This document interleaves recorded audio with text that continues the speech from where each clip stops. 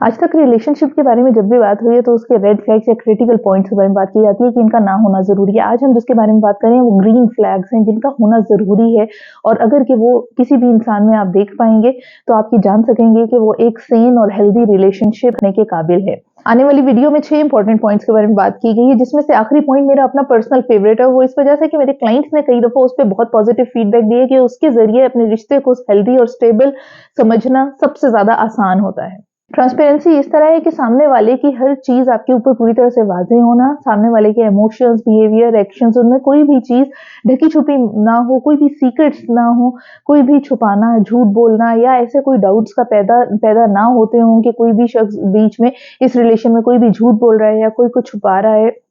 पूरी तरह से ओपन और ट्रस्टवर्दी रिलेशनशिप की निशानी है कि उसमें ट्रांसपेरेंसी मौजूद है। अगर ये आप किसी भी रिलेशनशिप में देखते हैं तो वो एक स्टेबल रिलेशनशिप है। और इसमें एक पहला पैरामीटर जो आप देख सकेंगे कि उसमें सारों के एक्शंस और बिहेवियर्स आपस में एक दूसरे के साथ और इमोशंस और फीलिंग्स को शेयर करना, डिस्कस करना, एक पूरी तरह से वो जेन्युइन इमोशंस और जेन्युइन फीलिंग्स जो हैं वो एक दूसरे के साथ शेयर कर पाएंगे। दूसरा पॉइंट इसमें कंसिडरेशन का है। कंसिडरेशन इस तरह के एक दूसरे को इस हद तक समझना कि एक दूसरे के इमोशंस को, फीलिंग्स को अंडरस्टैंड भी करना और उनको एक तरह की वैल्यू और वो इम्पोर्टेंस भी देना जो कि सामने वाले को उस वक्त दरकार है या ज़रूरी है और एक दूसरे को ऐसा महसूस करवाना कि दोनों एक दूसरे की बात सुन रहे हैं, ना कि सिर्फ और सिर्फ कानों के ज़रिए वो आवाज़ें आप तक पहुँच रही हैं, बल्कि आप उसको अच्छी तरह से आपको वो रिस्पॉन्स, इमोशनल रिस्पॉन्स भी मिल रहा है। वो इमोशनल चाहे एडवाइस है, चाहे सामने वाले से मिलने वाले वो जेस्चर या फेशियल एक्सप्रेशंस हैं, जिसकी वजह से आपको ऐसा महसूस होता है कि वो सामने वाला सुन रहा है, उसको वो अपनी राय दे रहा है, आपकी बात को इम्पोर्टेंस दे रहा है और वो गौर से आपकी चीज़ पे फोकस कर पा रहा है। इसका तीसरा पैरामीटर ये है कि सामने वाले के एक्शंस और उनकी कही हुई बातें, उन दोनों में कोई भी तज़ाद ना हो, उन दोनों में कोई भी गैप ना हो, यानी कि सामने वाला जैसे एक्शंस करता है और जो कुछ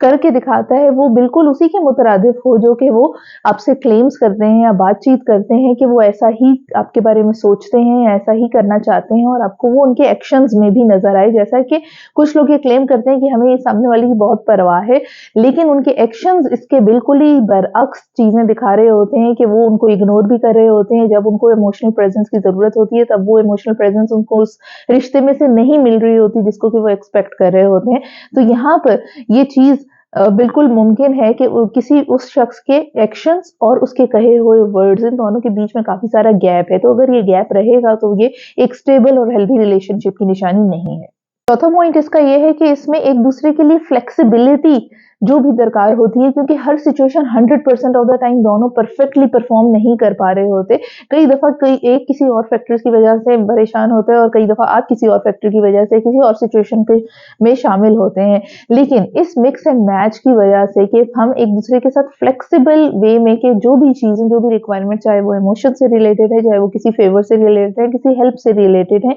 वो भी आपके साथ एक फ्लेक्सिबल रवैये से चलते हैं और आप भी उनके साथ एक फ्लेक्सिबल रवैये से अगर चल पाते हैं कि कई दफ़ा अपनी चीज़ों को ज़्यादा इम्पोर्टेंस जब आपके लिए वो ज़रूरी है और कई दफ़ा उनकी चीज़ों को ज़्यादा इम्पोर्टेंस देना कि जब वो उनके लिए ज़रूरी है। तो इस चीज़ में अगर फ्लेक्सिबिलिटी मौजूद होगी तो वो एक रिलेशनशिप, एक हेल्दी रिलेशनशिप की निशानी है।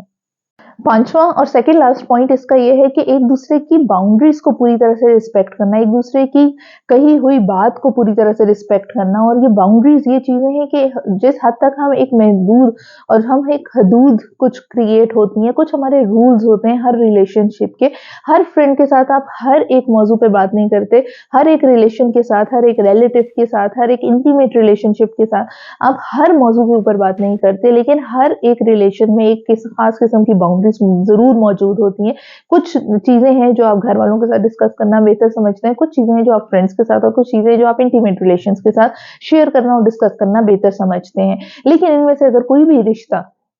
आपकी उस लिमिटेशन को क्रॉस करते हुए आपसे प्रोब करना चाहते हैं, जैसे कई दफा प्राइवेसी के कुछ इश्यूज होते हैं, कई दफा जैसे कि ये बहुत आम देखा जाता है कि आजकल जो है वो यंग जनरेशन में एक दूसरे के साथ इंटीमेसी का पैरामीटर इस तरह मेजर किया जाता है कि क्या वो मेरे साथ अपनी वो सीक्रेट कोड्स या पासवर्ड्स, वो इंपॉर्टेंट पासवर्ड्स वो क्या मेरे साथ शेयर कर सकते हैं। तो ये एक तरह से एक प्राइवेसी का ब्रीच भी होता है कि एक दूसरे की उस बाउंड्री को जो कि वो रखना चाहते हैं, सामने वाले से क्वेश्चन करना कि can you share with me those important things, वो ज़रूरी चीज़ें जो उनके लिए बहुत अहम है, क्या आप मेरे साथ ये शेयर कर सकते हैं। ये चीज़ बताती है कि सामने वाला उस शख्स की बाउंड्रीज को उतना रिस्पेक्ट नहीं दे पा रहा जितना कि वो शख्स उसके लिए इस वक़्त ये बाउंड्री ज़रूरी है। इसके बाद आखिरी और छठा पॉइंट जो कि मेरा अपना पर्सनल बहुत फेवरेट है, जो कि बताता है कि क्या रिलेशनशिप स्टेबल है या नहीं। आप अपनी कोई भी चीज़, कोई भी ऐसी चीज़ जिसने आपको दिन में परेशान किया, आप अपनी कोई भी चीज़ सामने वाले के साथ शेयर करते हैं और सामने वाला आपको ये रिप्लाई में आपको या तो कंसोल करता है, अगर कंसोल करता है वो एक अलग सिचुएशन है, और अगर कि वो फ़ौरन से अपनी हुई भी उस दिन की सबसे बड़ी अनप्लेज़ेंट चीज़ आपके साथ शेयर करता है कि तुम्हारे साथ तो ये हुआ, मेरे साथ देखो ये भी हो चुका है। तो वो अगर बढ़ के वन अप सिचुएशन आपको दिखाता है कि उसके साथ कुछ बढ़ के हुआ है, तो ये चीज़ भी ये बताती है कि उसमें एक्सेप्टेंस या रिस्पेक्ट फॉर और कंसिडरेशन उतनी ज़्यादा नहीं है, जो कि होनी चाहिए किसी भी एक हेल्दी रिलेशनशिप को सस्टेन करने के लिए ज़रूरी होती है। तो अगर ये कोई भी चीज़ या तो ये अनप्लेज़ेंट सिचुएशन है, या फिर अगर कोई आप खुशी का मामला भी करते हैं, कोई भी आपकी अचीवमेंट है, कोई भी सक्सेस है, और अगर आप वो अपनी किसी के साथ शेयर करते हैं और दूसरा सामने वाला बताता है कि हाँ, मैंने ये चीज़ अपने उस टाइम पे इससे बेहतर तरीके से कर ली थी, या मैंने ये बहुत अच्छे तरीके से पहले भी कर चुका हूँ, अच्छी बात है कि तुम भी कर पाए हो। तो ये चीज़ ये बताती है कि वो सामने वाला उस तरह से आपकी चीज़ों को एक्सेप्ट नहीं कर पा रहा, उस तरह से उन चीज़ों को सेलिब्रेट या आपको उस टाइम पे जो कंसोल करने की ज़रूरत है, वो नहीं कर पा रहा, क्योंकि वो अपने अंदर ही इस वक़्त इतना ज़्यादा इन्वॉल्व्ड है कि वो इन चीज़ों को उस फ़िल्टर लेंस से निकल के नहीं देख पा रहा कि वो अपना सेल्फलेस हो के आपके लिए कुछ कर सके या आपको वो चीज़ प्रोवाइड कर सके, जिससे कि आपका वो इमोशन जो है मज़ीद सेटल्ड होने की तरफ आए। अगर आप सेलिब्रेट करना चाहते हैं तो आप ज़्यादा खुशी महसूस करें, और अगर आप किसी बात की वजह से परेशान हैं, तो वो आपकी परेशानी को कम करे।